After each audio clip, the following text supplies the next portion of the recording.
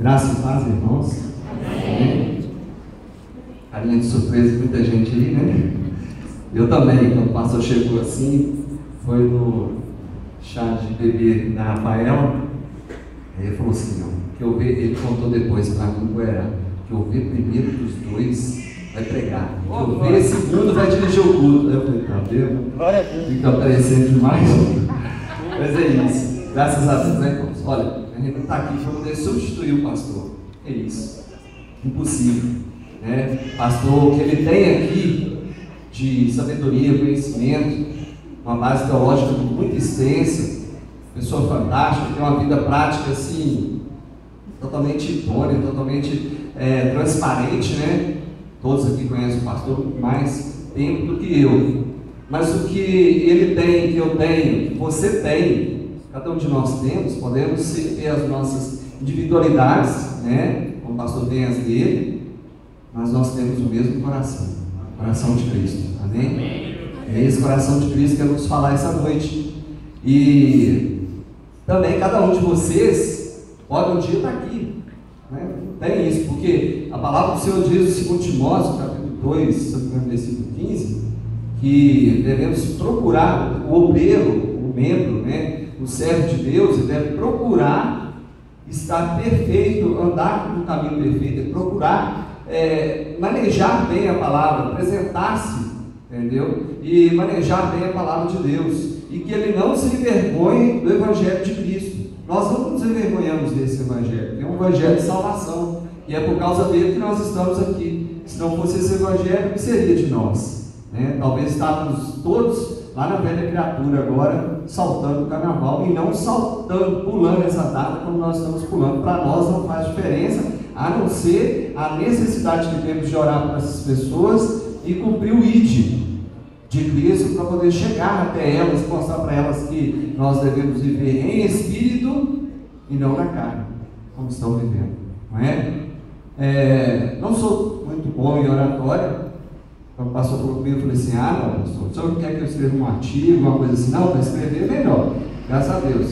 Aí eu escrevi aqui, Deus, em oração, o Senhor falou assim comigo, o sax não sai do timbre, do som da guitarra, nem a guitarra sai do timbre do som de sax. Então, eu não tenho o mesmo timbre que o pastor tem. O pastor Sebastião, homem bíblia da igreja, né? E outros, né? O Herá, toda aquela oratória que ele tem. Mas o Senhor nos usa segundo o vaso, né? Ele é o olheiro, nós somos vasos nas mãos dele. Se eu tenho o que eu tenho, o Espírito Santo e um pouco de conhecimento e busca pela palavra, então vamos aplicar, amém? Eu até falei com minha esposa se eu podia, deixando só mais uma parte aqui das brincadeiras, eu podia escrever aí mesmo umas 20, 30 páginas, imprimo umas 200 folhas, entrego para cada irmão, dispenso todo mundo mais cedo, depois se tivesse dúvida, ele perguntar depois, ou perguntar ao pastor. Tá certo então, né, irmãos? Bom, hoje, assim, o Espírito de Deus quer falar para você a respeito de princípios. O tema dessa palavra é princípios para a salvação. Princípios do processo de salvação do homem. Tá? Antes de falar sobre princípios, sobre esse processo, sobre regras, sobre leis, buscando um pouquinho do meu conhecimento e fazendo uma aplicação muito similar a tudo que ocorre na palavra de Deus, vamos ouvir assim, no percalço desse sermão, que os irmãos vão ficar surpresos com algumas coisas que ocorrem no mundo secular e no mundo espiritual, e que são aplicáveis, ambas, umas às outras. Tá? E antes de falar sobre o princípio, eu quero apresentar, antes de mais nada, primeiramente, óbvio, o grande eu sou, o nosso Deus, aquele Deus que nós servimos. Nós sabemos, até lá fora, quase todo mundo sabe da teoria da criação, e que Deus criou o jardim do Éden, criou o homem e a mulher, e por causa do pecado, da delinquência do homem e a sua desobediência, ele caiu, ou seja, desobedeceu e trouxe um mal muito grande para toda a humanidade. Mas Deus não deixou isso simplesmente assim passar adiante, não. O homem não ia passar o restante dos seus dias até morrer e a sua criação morrer com ele, a criação divina de Deus. E então Deus, que se apresentou a Moisés lá no monte, quando Moisés foi tão esperado, o povo de Israel há muito tempo, desde José e seu pai que foram para o Egito, todos nós sabemos a história. Passaram-se várias gerações, ali o rei José morreu, o faraó faleceu da época, então o povo ficou cativo por muitos anos. E é claro que com isso o povo começou a perder a esperança. Havia esperança sim, como nos tempos de Cristo e até hoje para os judeus, a esperança no Messias. Eles tinham essa esperança num Salvador, né? Ou um libertador, vamos dizer assim. Mas Deus há muito não falava diretamente com o seu povo. E quando ele falou a Moisés, lá em Êxodo 3,14, a maioria dos hinos eu até imprimi aqui, irmãos, que eu tenho um grave problema, só enxergo o olho, os irmãos não sabem. Então disse Deus a Moisés, quando Moisés arguiu, quem eu digo que me enviou a esse povo? Então Deus falou, eu sou o que sou. Disse mais, assim dirás aos filhos de Israel, eu sou quem enviou a vós. E mais adiante, no capítulo 6 de Êxodo, Deus se preocupou sim com essa distância e esse tempo passado em relação ao seu povo. E ele falou assim, capítulo 6, no versículo 2 de Êxodo. Falou mais Deus a Moisés e disse, eu sou o Senhor. E eu apareci a Abraão, e a Isaac e a Jacó, como Deus Todo-Poderoso, mas pelo meu nome, o Senhor, não lhes fui perfeitamente conhecido. Veja bem, o povo de Israel, que conhecia a história de José, a história de Abraão, pai daquela nação, há muito se esqueceu desse Deus.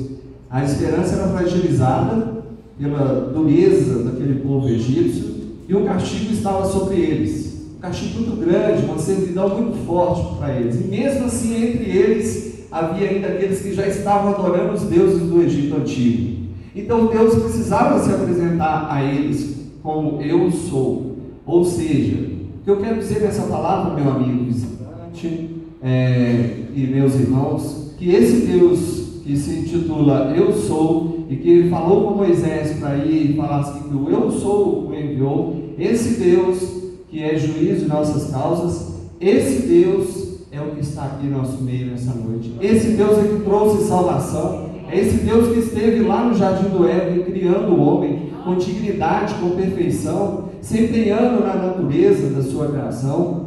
E esse Deus se confirmou em João. Nós vemos lá em João 1:1, diz assim a palavra, no princípio era o Verbo, e o Verbo estava com Deus, e o Verbo era Deus. Ora, o verbo eu sou, está se expressando que esse Deus, ele é. E esse verbo ser estava com Deus lá no início da criação. O verbo estava com Deus e o verbo era Deus. Quero complementar a palavra dizendo que em Hebreus 13:8, Jesus Cristo é o mesmo ontem, hoje e eternamente. Então a palavra do Senhor claramente identifica esse Deus que nós servimos. Nós apresentamos a esse Deus a você. Nós apresentamos esse Deus ao mundo que não nos conhece, aos nossos colegas de trabalho, aos nossos colegas de faculdade, aos nossos vizinhos. Então esse Deus que ele continua sendo, ele foi e sempre será. Amém? Esse Deus, esse Senhor de nossas vidas, que é Jesus Cristo, ele é o mesmo ontem, hoje e para sempre. Sempre será, ele é eterno. E nós glorificamos o nome dele por isso. Glória a Deus. Bom, partamos então para a leitura básica, que está em Romanos, no capítulo 5, e no versículo 12.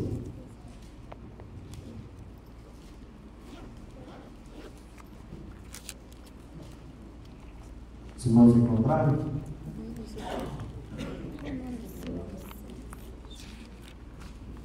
Romanos 5:12. Por um homem vieram o pecado e a morte, por um homem também veio a graça. Pelo que, como por um homem entrou o pecado no mundo, e pelo pecado a morte, assim também a morte passou a todos os homens, por isso que todos pecaram. Porque até a lei estava o pecado no mundo, mas o pecado não é imputado não havendo lei. No entanto, a morte reinou desde Adão até Moisés, até sobre aqueles que não pecaram, à semelhança da transgressão de Adão, o qual é a figura daquele que havia de vir. Mas não é assim o dom gratuito como a ofensa, porque se pela ofensa de um morreram muitos, muito mais a graça de Deus e o dom pela graça, que é de um só homem, Jesus Cristo, abundou sobre muitos. E não foi assim o dom como a ofensa, por um só que pecou, porque o juízo veio de uma só ofensa, na verdade, para condenação, mas o dom gratuito veio de muitas ofensas para justificação. Porque se, pela ofensa de um só, a morte reinou por esse, muito mais os que recebem a abundância da graça e do dom da justiça reinarão em vida por um só, Jesus Cristo. Pois assim como por uma só ofensa veio o juízo sobre todos os homens para condenação, assim também por um só ato de justiça veio a graça sobre todos os homens para justificação de vida.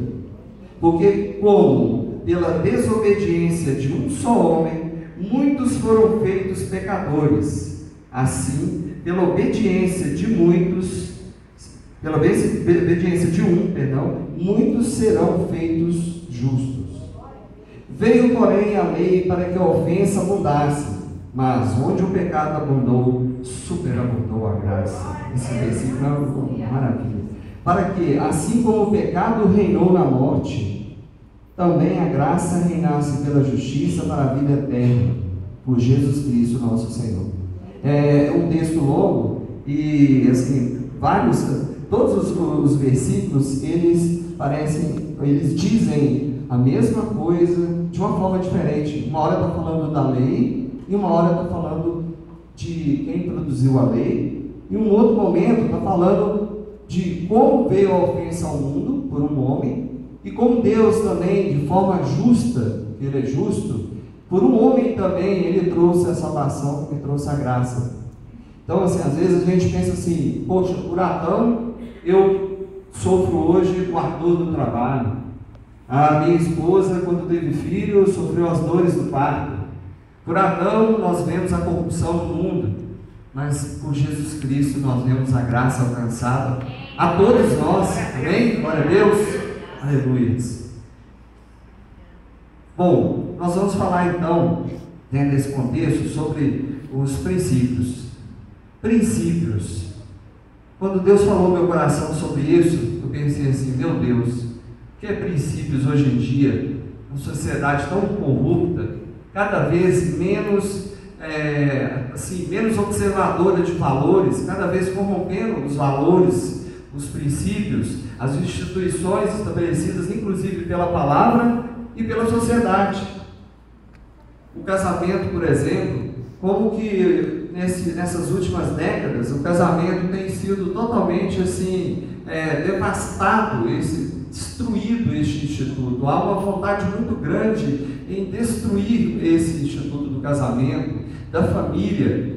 Então a corrupção alcançou o coração dos homens de um modo que nós estamos hoje no século XXI e nós achamos que tudo é um certo tipo de inflexão, sabe? Parece que os princípios não existem mais, eles não norteiam mais a nossa vida. Ora, Deus também tinha seus princípios, Ele tem seus princípios. Assim como você na sua casa, seu pai tem princípios, Ele te passa princípios. Sua mãe, o seu lar estabelecido são princípios. A nossa sociedade vive por princípios, seguindo, se orientando por princípios. Deus também, em seu direito de Deus, também segue princípios.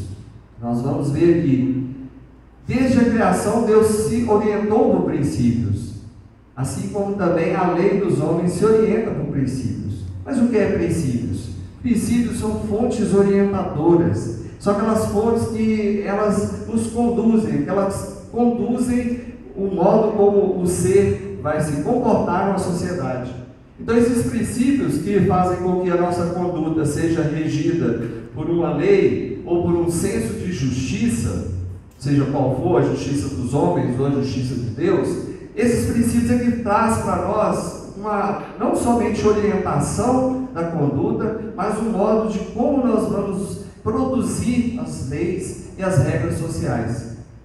Deus também, em todo o tempo na Bíblia, se orientando para os seus princípios, Ele não fez pouco caso das obras de Satanás, nem do homem, mas Ele observou que após o pecado vindo ao mundo, Ele precisava de estabelecer a compreensão do pecado, a definição do pecado, através da sua lei. E bem mais adiante, a graça que alcançaria a todos.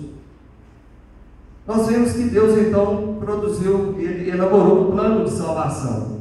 E para seguir esse plano de salvação, Deus precisava de ter um processo, um procedimento que fosse elaborado, que se seguisse ao longo dos anos, ao longo dos séculos, e que Ele pudesse resgatar o homem ao seu estado original, aquele estado de adorador, aquele estado puro, para estar dignamente na presença de Deus.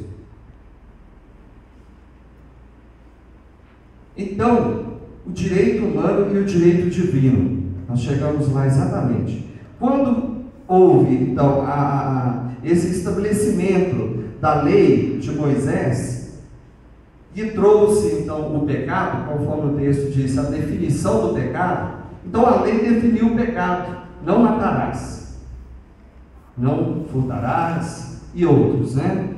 Com isso, o pecado parece que, assim, abundou demais na sociedade. Mais se viu o pecado, quanto mais se o identificava. É como as nossas leis hoje: quanto mais leis produzimos, mais regramos a conduta do homem, a ponto de que, no momento, a sociedade não vive mais aquele senso de justiça e de moral, mas aquele senso de que isso eu não posso fazer porque a lei fala que eu posso fazer, isso eu posso porque a lei fala que eu posso fazer. Mas isso daria certo nos tempos de Israel e tudo mais? Isso daria certo hoje em dia? Olha, isso não daria certo. Por quê? Porque precisava de Deus, Ele precisava de seguir um princípio dele, um princípio assim, lá na criação, estabelecido no momento em que Ele viu Eva e Adão nus e viu que obedeceram a sua palavra. Ali houve a primeira transgressão. Não adiantaria uma lei que agora simplesmente definisse que aquilo era um pecado, era um delito, e que a condenação viria para essas pessoas. Adão e Eva, seus filhos e toda a descendência, nós, a humanidade. Precisava de algo mais que viesse tocar no homem, para que ele pudesse, de forma livre, usando o seu livre-arbítrio, ele pudesse se orientar e chegar a Deus novamente, na presença, viver na presença de Deus como Adão e Eva viveu. Então Deus seguiu princípios. Mas voltando em princípios, como fonte orientadores, eu pergunto aos irmãos, claro, sem resposta, né? O que são esses princípios na vida cristã? O que nós hoje poderíamos fazer para seguir esses princípios que estão na Bíblia? Já até disse aí praticamente o que é. E praticamente é o que? É nós nos colocarmos de modo que nos ensinamentos da palavra de Deus, essas verdades práticas que estão na palavra de Deus, venham a estabelecer em nós um agir conforme a ética cristã, conforme a vontade do Senhor, seguindo esses princípios. E nós vemos que na sociedade há princípios, assim como dentro do lar, dentro da família cristã, existem os princípios. Eu vou ler aqui, os irmãos, algo que talvez a maioria dos irmãos não tenham lido ainda. O preâmbulo da Constituição. Olha que interessante, irmãos. Nós, representantes do povo brasileiro, antes de mais nada, o preâmbulo não é a lei, não é constitucional, mas ele é o início para mostrar como foi elaborada a Constituição e como, fundamentado nesses valores, as leis constitucionais em nosso país foram produzidas. Então vamos lá. Nós, representantes do povo brasileiro, reunidos em Assembleia Nacional Constituinte para instituir um Estado democrático, destinado a assegurar o exercício dos direitos sociais individuais a liberdade, a segurança, o bem-estar, o desenvolvimento, a igualdade e a justiça, como valores supremos de uma sociedade fraterna, pluralista e sem preconceitos, fundada na harmonia social e comprometida na ordem interna e internacional com a solução pacífica das controvérsias, promulgamos, sob a proteção de Deus, a seguinte Constituição da República Federativa do Brasil.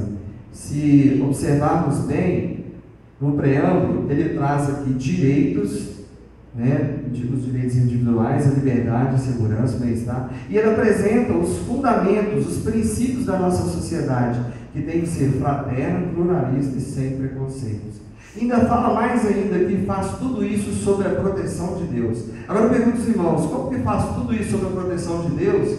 E hoje a gente vê, estamos vendo aí, sem adentrar em atos delituosos, atos pessoais ou corporativos de políticos ou de partidos políticos, apenas olhando para o mundo que jaz no maligno, segundo diz a palavra de Deus, exteriorizando o nosso olhar lá para fora, e vendo, a gente pode saber que a proteção de Deus, será que ainda está ativa? Será que ainda estamos debaixo da proteção de Deus, segundo lá em 88, quando a Constituição foi feita? Estou falando assim no caso específico do Brasil. Eu pergunto aos irmãos, será que essa sociedade que está aí fez isso sob a proteção de Deus, orientando segundo os princípios de Deus, com tanta corrupção, com tanta roubalheira? Vou começar de baixo até lá em cima, do gato feito em casa, o gato da luz, o troco que foi deixado para trás, que na verdade recebeu a mais, o sinal que ultrapassou vermelho, para poder chegar mais cedo, para levar vantagem, ser mais rápido. Diante de tanta corrupção, diante de tanto mal, o que nós, como igreja, temos feito? Quais os princípios que nós estamos observando para poder alcançar essas pessoas, para mudar a nossa sociedade?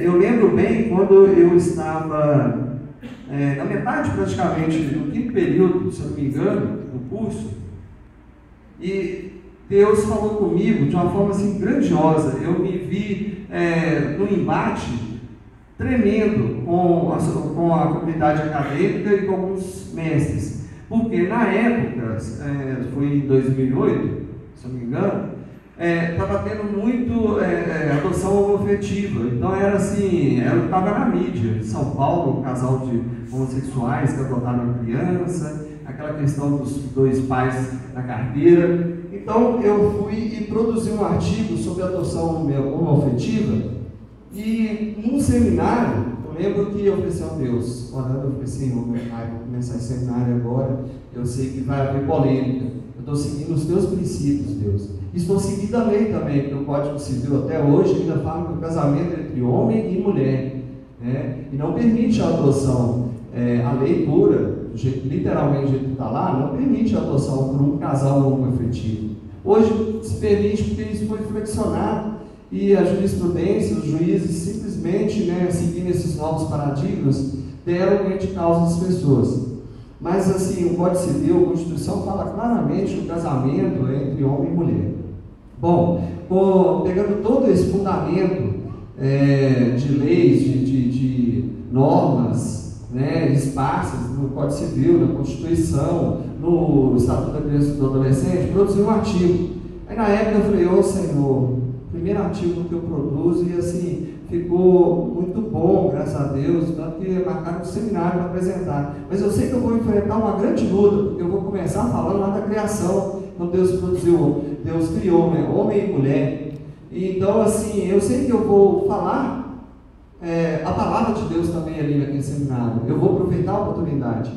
Mas, gente, vou falar que vocês sofreram um embate, uma luta, sim, faltou argumento, faltou força mesmo diante daquelas pessoas, porque o movimento na hora era assim, de pessoas saindo, de desinteressados, de agressões verbais, porque era pesado, estava realmente, não é condenando, nós não condenamos, a igreja não condena as pessoas, não condena, condena o ato, e a igreja não corrobora, não aceita essas práticas. E a palavra de Deus claramente condena, e Deus claramente diz, expressa, dizendo que são abomináveis, Então, foi que eu peguei e voltei com aquela papelada para casa e falei, não, meu Deus, o que eu vou fazer? Eu não tenho argumento para falar nada, por que eu tenho que... Eu fui argumentar trazendo a palavra de Deus para isso? Eu podia simplesmente ter feito um trabalho todo fundamentado na lei mesmo, mas eu sou cristão, eu preciso realmente disso. E Deus então falou comigo, me trazendo a lembrança, o preâmbulo. E aí eu peguei e falei assim, mas então, sobre a proteção de Deus, o Deus que está aqui na letra maiúscula, pode conferir lá na Constituição. Eu falei assim, Senhor, tua proteção, então me dá a tua proteção, dê sabedoria, eu preciso de uma réplica para esse povo, né? Eu quero meu artigo publicado, eu fiz um bom trabalho, o Senhor me ajudou, eu estudei muito. Então Deus falou comigo de forma poderosa, deu uma sabedoria. Eu peguei dados do IBGE, que trazia a época de 88, quando a Constituição foi promulgada, né, elaborada e promulgada, dados de que 90%, praticamente 89%, alguma coisa assim, da nossa sociedade era cristã. Poucos, assim, o restante era dividido entre islâmicos, né, os muçulmanos, os espíritas e outros. Aí eu falei assim, nossa, esse dado é muito importante, um dado assim imprescindível para essa pesquisa. O que isso queria dizer? Se era sobre a proteção de Deus, se era sobre esse princípio de fraternidade e de uma sociedade pluralista, né, de vários de ramos diferentes de direito, de conhecimento, de orientação política e sem preconceitos. Então eu peguei esses princípios da sociedade, mais um sobre a proteção de Deus, e peguei os dados do IBGE à época e produzi. E ainda conheci um outro autor, Alexandre, não lembro o segundo nome, mas que ele era constitucionalista.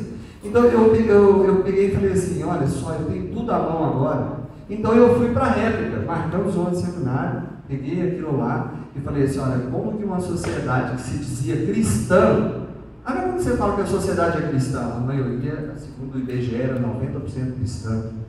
E era sobre a proteção de Deus.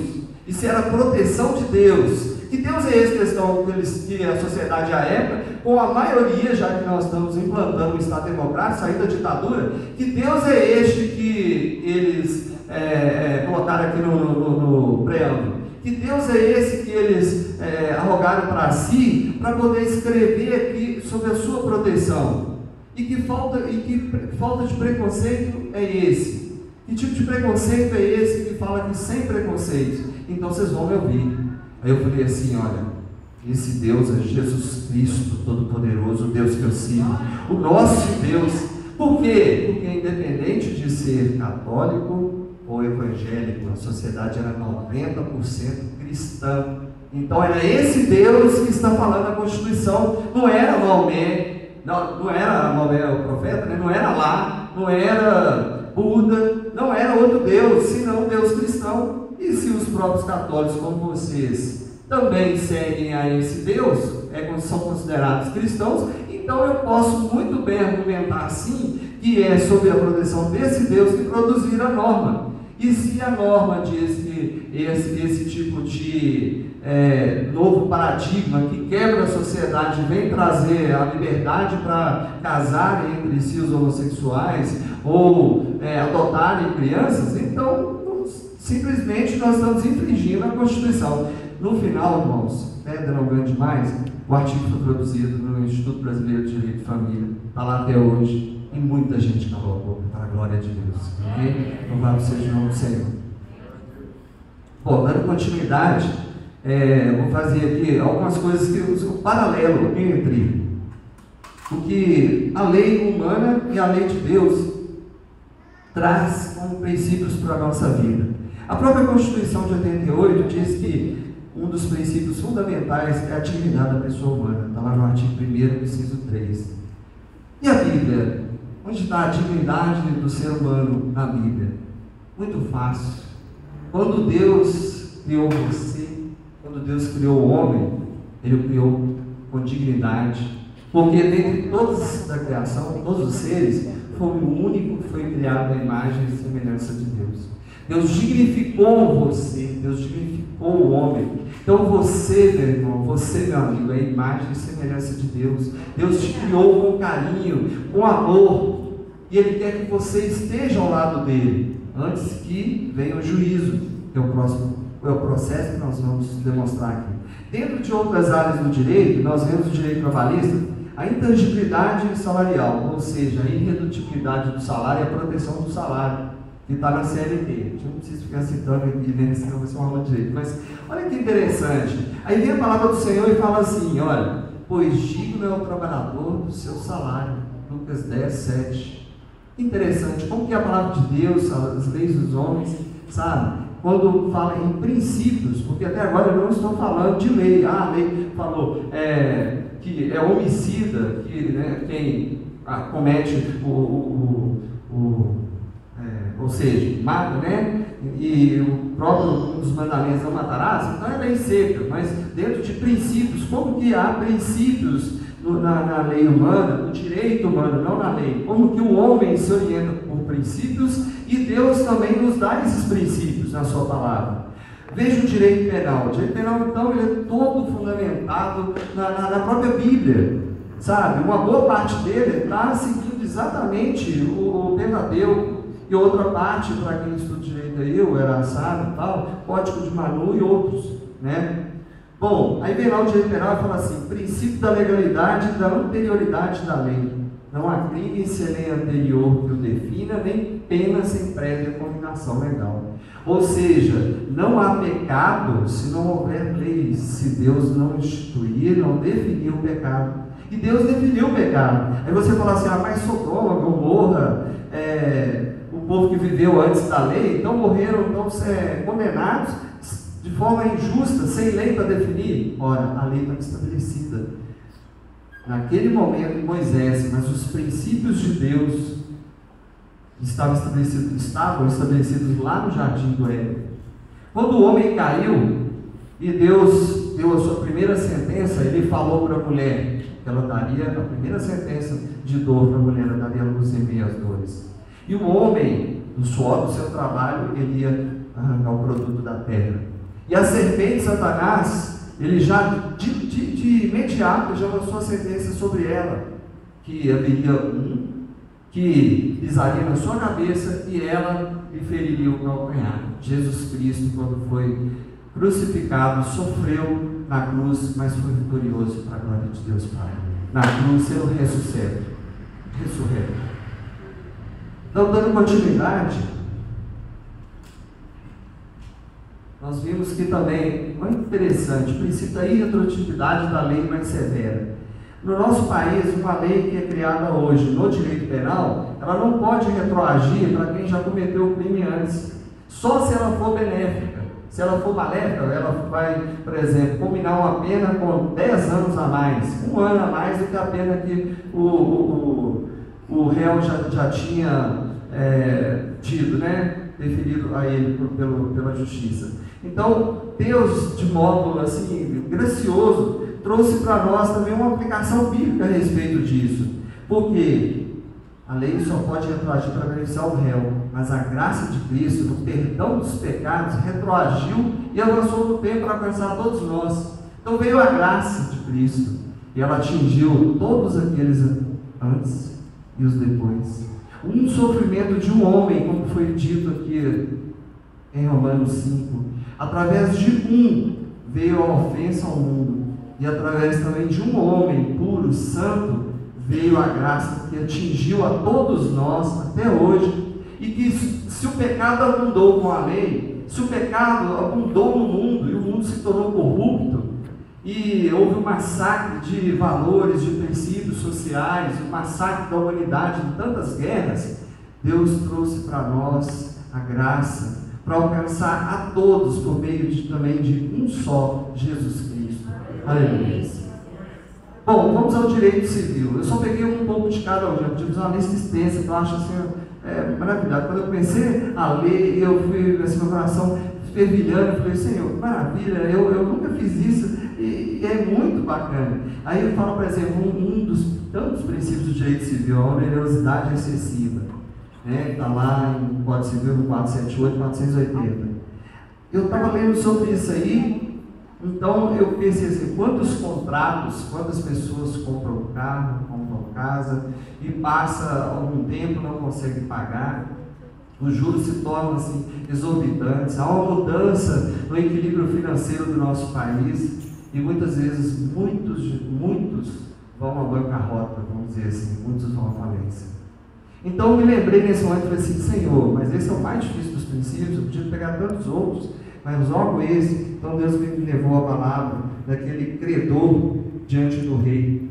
Olha só, quanto que o rei, não sei se os irmãos lembram, Mateus 18, 21, 35.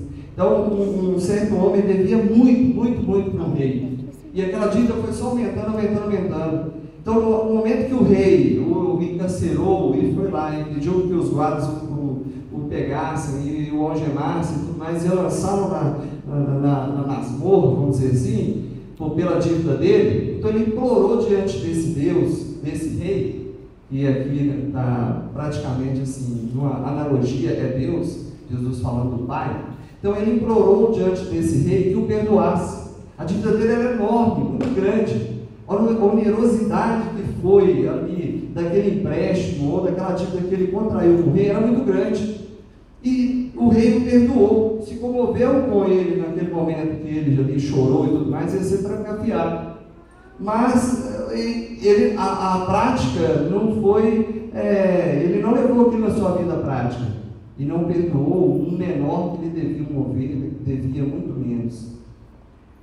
Olha, o tanto que Jesus nos perdoou, o tanto que Deus perdoou a mim, perdoou a você, aleluia, glória a Deus mesmo, é assim, é uma multidão de pecados. Imagina toda a humanidade, o sacrifício de Jesus na cruz, por causa de 1, de 2, de 3, de 1 milhão, de 1 bilhão, de bilhões e trilhões de pessoas em toda a eternidade. E o que essas pessoas hoje, o que você, o que eu estamos fazendo, de modo que nós também venhamos a perdoar nosso irmão, perdoar aqueles que nos devem, sabe? A graça foi grande, o perdão foi muito grande. Então nós temos que ter essa visão de falar assim, olha, nós temos que viver uma vida cristã, sobre princípios divinos, e aprender que exercer o amor ao próximo é essencial, porque o perdão maior, a dívida maior foi paga lá na cruz. Aleluia. Olha o direito do consumidor. O direito do consumidor, um dos princípios mais bacanas do direito do consumidor é a boa-fé objetiva. Aquele que exige que a conduta, na hora da relação contratual, naquele momento que você, como consumidor, está contratando com o fornecedor, que a conduta sua e a do fornecedor seja transparente, seja de boa fé, e que não haja lesão um ao outro. Aí eu falei, nossa, essa aqui é muito fácil.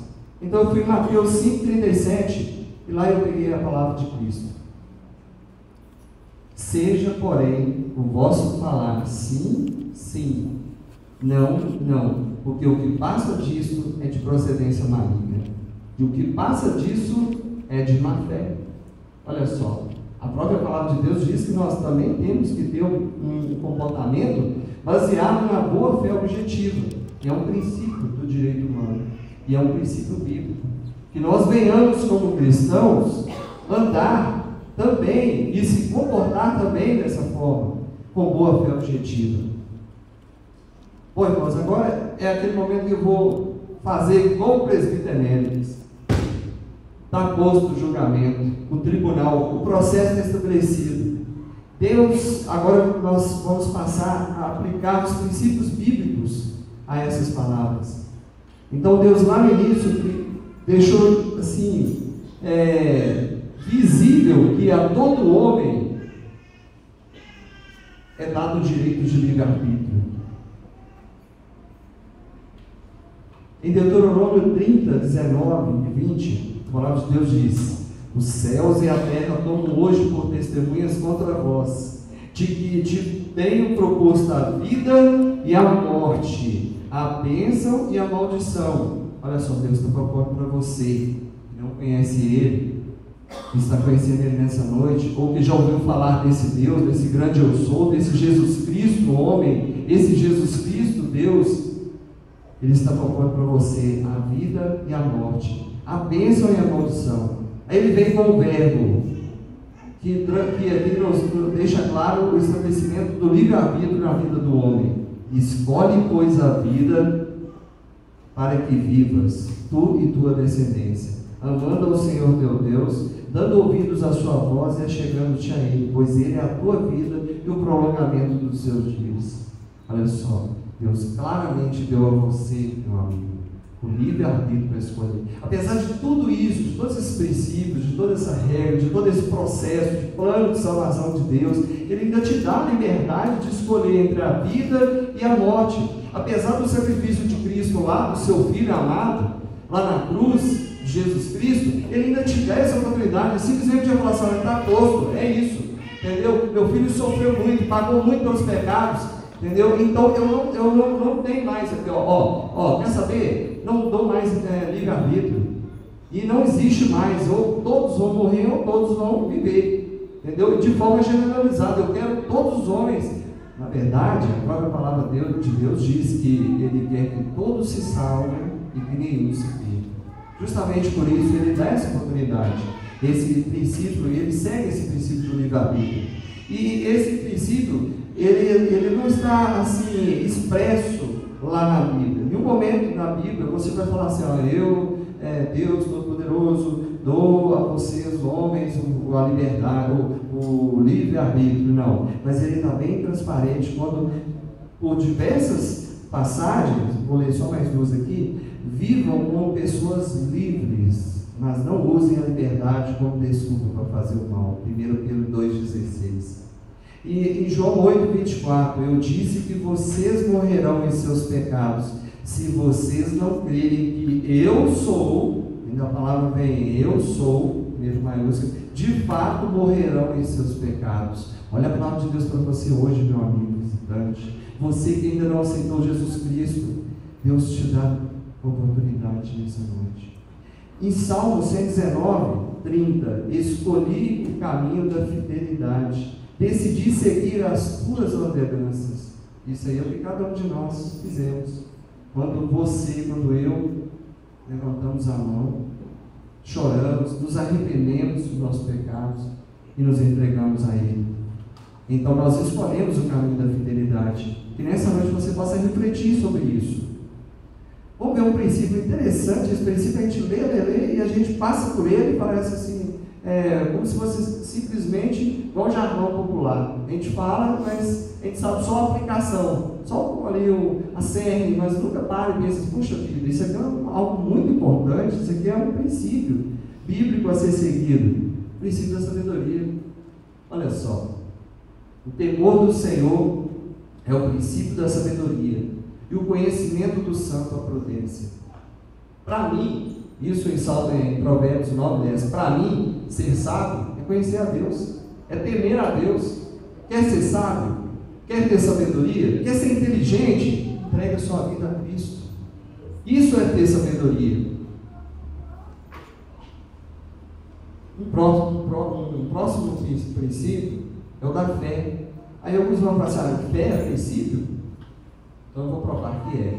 Ora, sem fé é impossível agradar-lhe, porque é necessário que aquele que se aproxima de Deus creia que Ele existe. Você vai chegar nesse Deus e sem saber crer que Ele existe. Como que quando eu argumentei com os acadêmicos, os mestres lá, e eles tinham a Deus. Não acredito em Deus não, independente de se acreditar em Deus ou não, que Ele exista ou não, o Deus que está lá na Constituição é o Deus cristão.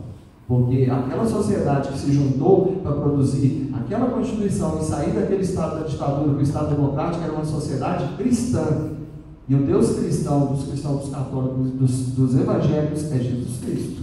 Eu não sei se é outro Deus ou se não existe esse Deus, mas é esse Deus que nós servimos.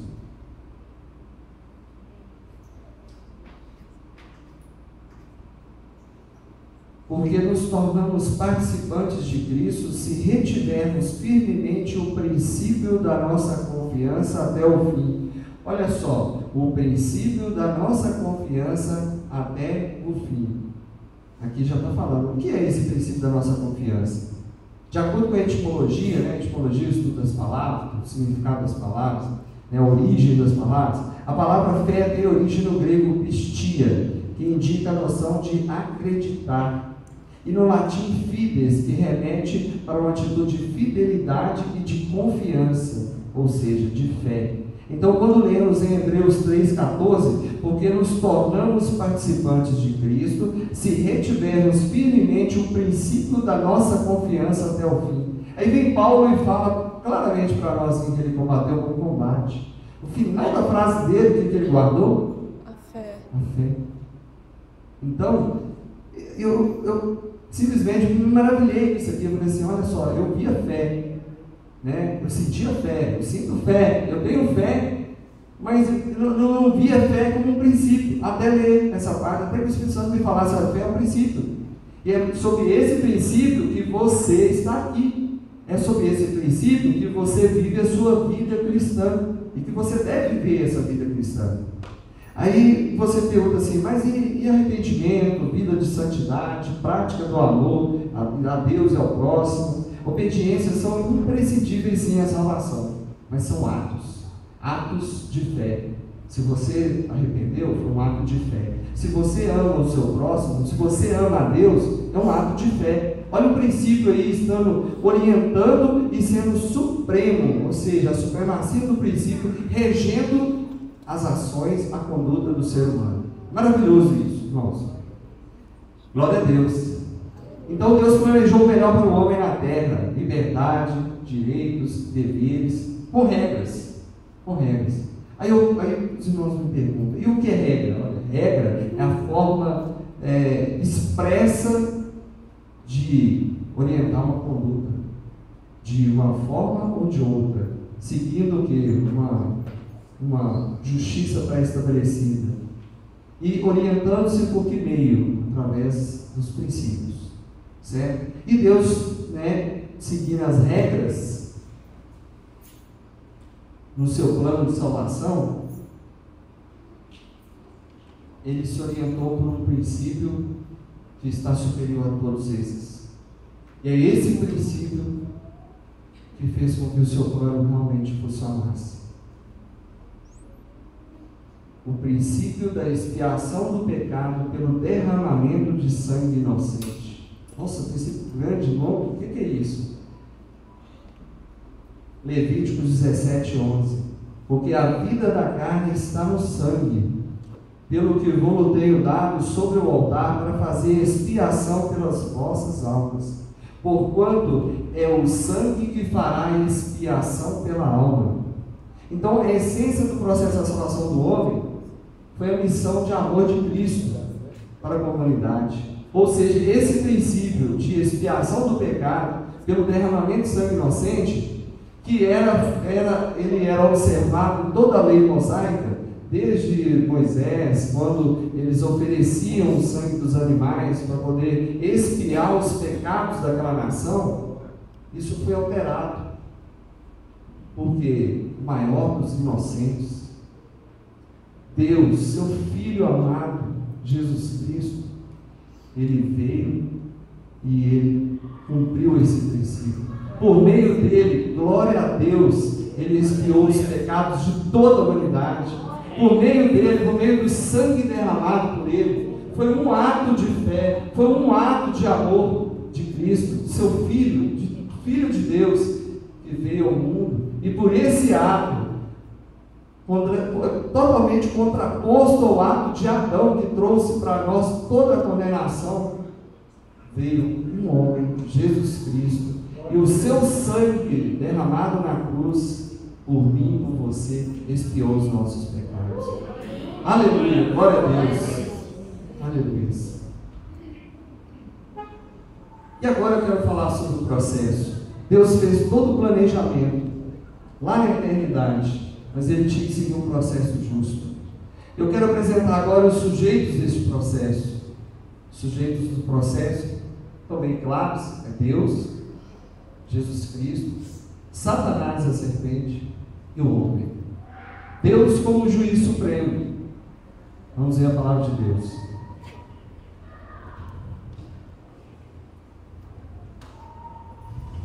Em Isaías 33, versículo 22, diz: porque o Senhor é o nosso juiz, o Senhor é o nosso legislador, o Senhor é o nosso rei, Ele nos salvará.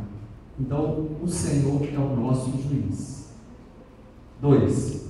Em Atos 10, 42, e nos mandou pregar ao povo e testificar que Ele é o que por Deus foi constituído por Deus juiz. Olha só, Deus juiz, de vivos e de mortos. Ou seja, Ele é o juiz que julgará as nações, julgará a humanidade lá na eternidade, há milhões de anos atrás, e lá na frente, na eternidade, não sei quando, não é eternidade, porque isso já não é, para frente já não é mais eternidade, é exatamente quando Jesus vir e estabelecer a ordem. Em Atos, segundo Timóteos 4:8, desde agora a coroa da justiça me está guardada, a qual o Senhor justo juiz, de novo a palavra de Deus se referindo ao juiz supremo, me dará naquele dia, e não somente a mim, mas também a todos os que amarem a sua vida. Então a palavra de Deus confirma, não somente nessas passagens, são várias passagens estabelecendo esse tribunal e o sujeito do magistrado divino, que é o juiz, que é Deus Pai. O homem como réu. E como aos homens está ordenado morrerem uma vez, vindo depois disso o juízo. Hebreus capítulo 9, versículo 27. Veja bem, meu amigo, veja bem, meu irmão. Ao homem está ordenado morrer apenas uma vez. Aí a palavra de Deus claramente diz que depois disso veio o juízo. Então não há um outro meio de você pular fora, sair desse ordenamento, dessa regra divina. Não há como, não há encarnação, não há um tipo de forma que você se tornará em luz e vai desenvolver, se evoluir. Não há isso, porque Deus estabelece apenas uma morte e uma vida aqui neste mundo. Porque todos pecaram, destituídos estão da glória de Deus. Romanos 3, 23. Todos nós pecamos. E desde Adão destituídos estamos na glória de Deus. Somente quando Deus restabelecer todas as coisas, nós fomos transformados em corpos incorruptíveis, nós teremos de novo sobre nós a glória de Deus.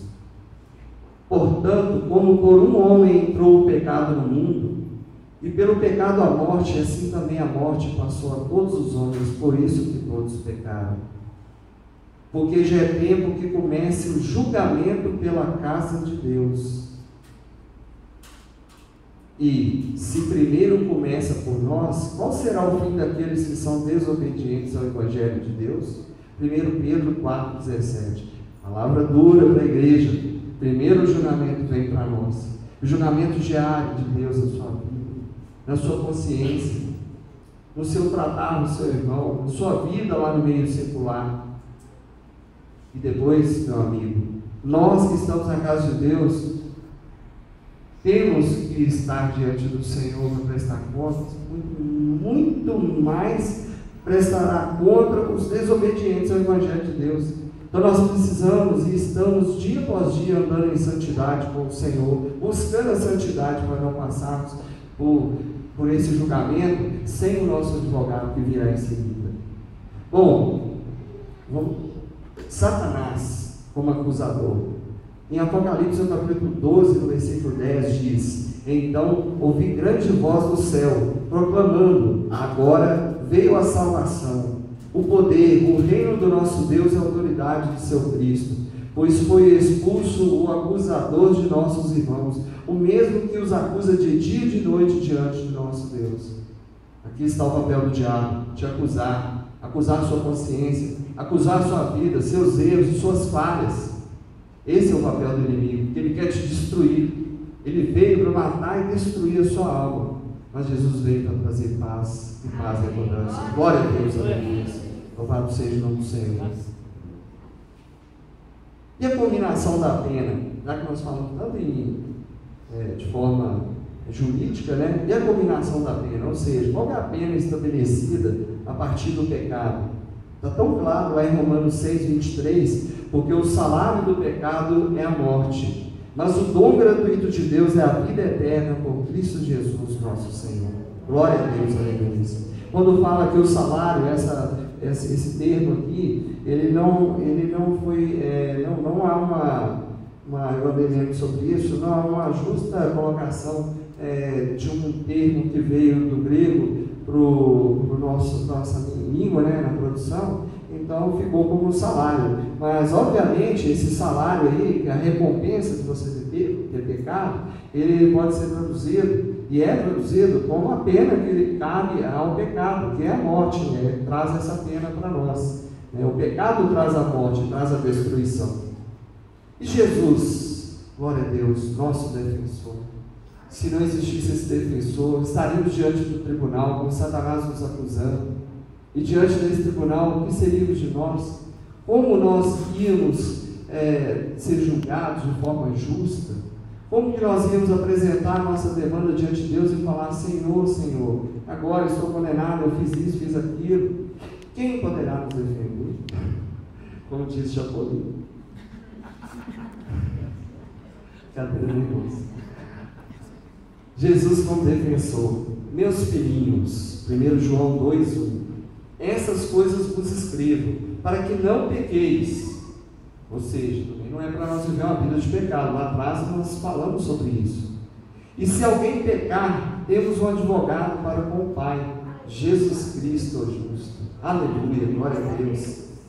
E em 1 Timóteo 2:5, essa é para todos aqueles que ainda tentam, de algum modo, encontrar Deus por um outro caminho, ou buscando uma outra divindade, ou uma outra santidade, que seja.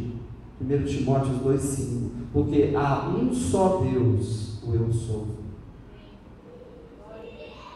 e um só mediador entre Deus e os homens, Jesus Cristo, homem. Para a glória de Deus, aleluia. Jesus Cristo, homem. Jesus Cristo, Deus. Jesus Cristo, o advogado fiel. Jesus Cristo, nosso defensor. Jesus Cristo, aquele que irá mediar nossa causa e chegar na sentença que, a partir dele, será benéfica a todos nós. Porque sem ele, quem iria nos defender? Né? Então, Jesus Cristo é a garantia da sentença favorável, eu costumo dizer assim. E ele, segundo 1 João 2:2, ele é a propiciação pelos nossos pecados, e não somente pelos nossos, mas também pelo de todo mundo. Aleluia. O qual não cometeu pecado, nem na sua boca se achou engano. O sangue inocente de Cristo. 1 Pedro 2:22. Pois assim como por uma só ofensa veio o juízo sobre todos os homens para condenação, assim também por um só ato de justiça desse processo veio a graça sobre todos os homens para a justificação de vida. E para encerrar, irmãos, esse é para nós. Aleluia. E que esse versículo seja para você também nessa noite que nos ouve. Deixe o Espírito Santo falar nesse momento. Reflita, porque a palavra de Deus diz em Romanos 8:1, portanto, agora nenhuma condenação há para os que estão em Cristo Jesus, que andam segundo a carne, que não andam segundo a carne, mas segundo o Espírito. Aleluia, glórias a Deus. Graças a Deus nós não temos mais essa condenação. Se andarmos na presença do Senhor, se confiarmos que Jesus Cristo é o nosso advogado fiel, que Ele irá nos defender nossa causa diante do Senhor, e nós confiarmos que Ele é o único que pode mediar, Ele é o único mediador entre Deus e o homem. Eu te falo nessa noite, meu amigo, nessa mensagem evangelística, Jesus Cristo é o único que pode levar você à presença de Deus, é o único que pode garantir a eternidade ao lado de Deus, e não o inferno sendo condenado. Não há outro, assim diz a palavra. E Ele mesmo disse: eu sou o caminho. Ele é o único caminho, a verdade e a vida. E Ele veio para trazer vida e vida abundância para você. Deus abençoe você. Geraldo, por favor, passa o vídeo para nós. É um vídeo rápido, nós estamos correndo por todo o tempo, mas que eu peço aos irmãos antes, o amigo, pessoal, que apague as luzes, por favor. Os irmãos reflitam sobre esse vídeo.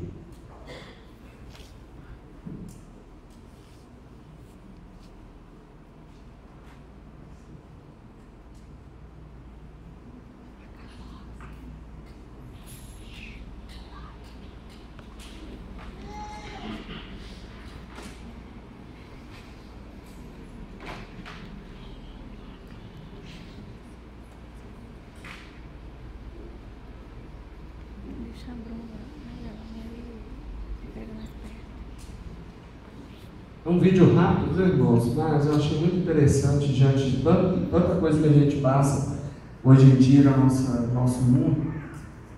Que haja um recomeço na vida de cada um nessa noite, mesmo nós que estamos na presença do Senhor, reflitamos sobre isso.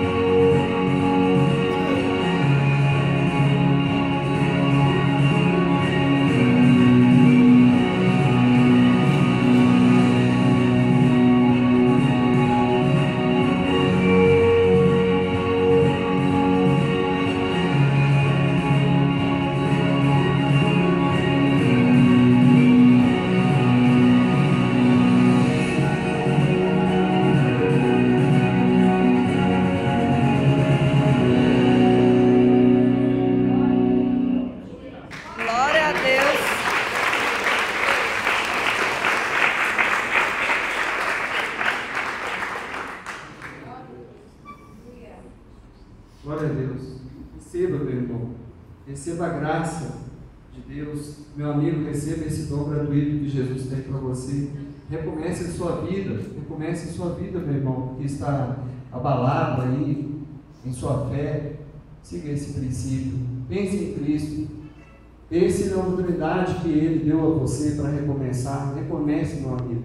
Hoje eu quero, nesse momento, perguntar a você, talvez nos visita, ou você que está afastado dos caminhos do Senhor, que não está frequentando a igreja, você que está fragilizado diante de tantos problemas nesse mundo, quer dizer para você que Jesus traz paz para a sua vida, traz um novo começo para você. Rasgue as páginas da sua vida, se elas estão realmente sujas, se elas estão sem esperança, mas há esperança em Cristo. Se você, nessa noite, quer voltar para a casa do Senhor, ou se você quer aceitar esse Jesus Cristo como seu único e suficiente Salvador, sabendo que esse Deus é galardoador, esse Deus é que irá trazer para você um julgamento justo, um processo justo, que Ele é Deus justo, Ele é juiz justo, e seu Filho é o advogado de nossas causas. Então, entregue a sua vida hoje a Ele. Eu quero perguntar nesse momento se dentre nós há alguém que queira se manifestar diante, não de nós, não diante da igreja, das pessoas, mas diante de Deus, desse Deus que traz para você essa palavra, que você reflita. E quero perguntar se há alguém entre nós que está nos visitando, ou como eu disse, que está parado, que está fraco na sua fé, se manifeste, levante sua mão, reconheça Cristo como seu único e suficiente Salvador, entregue a sua vida a Ele, deixe que Ele recomece a sua vida, e dê novo rumo, novo caminho, um caminho de bênçãos, um caminho que é Ele próprio caminho. Alguém nessa noite que queira aceitar Jesus Cristo, queira entregar a sua vida completamente para Ele, saber que Ele vai te proteger, que Ele vai te abençoar, que esse Deus Criador Todo-Poderoso, o único que pode nos dar vida e vida abundância e lhe dar paz. Alguém que queira nessa noite se manifestar e aceitar Jesus Cristo, levante a sua mão. Não há nenhum constrangimento,